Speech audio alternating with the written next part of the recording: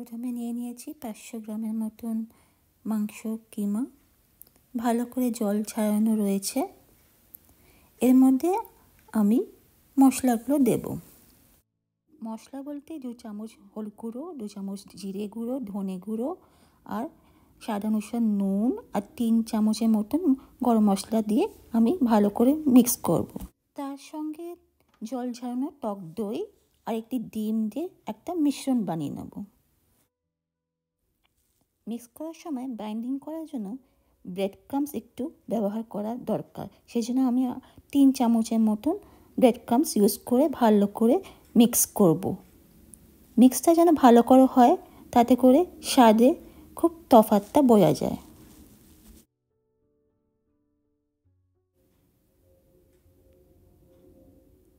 ভালো করে মিক্স করে আমি মিক্সচারের মধ্যে 3 চামচের মতন সাদা তেল ব্যবহার করব।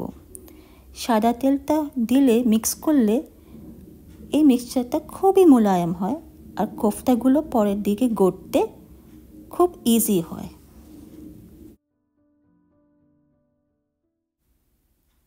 ব্যাস, একবার মিক্সচারটা রেডি হয়ে গেলে আমি কোফতাগুলো গড়ে নেব, যে এইভাবে গড়তে হবে রাউন্ড রাউন্ড করে। আর তারপরে আমি কোফতাগুলোকে বেক করব।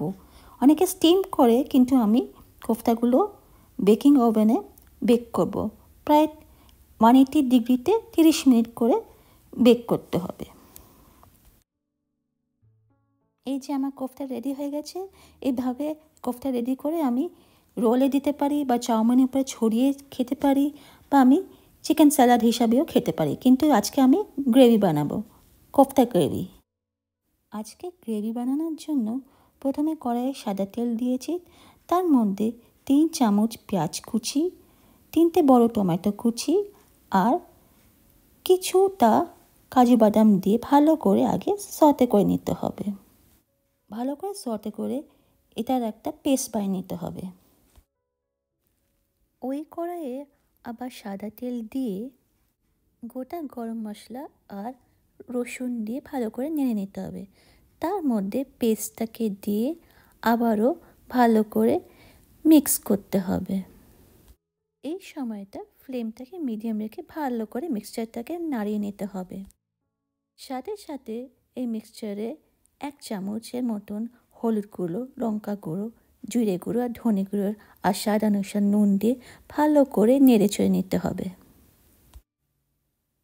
ভালোভাবে মশলাগুলো কষানো হয়ে গেলে এর মধ্যে আমরা কোফতাগুলো দিয়ে দেব।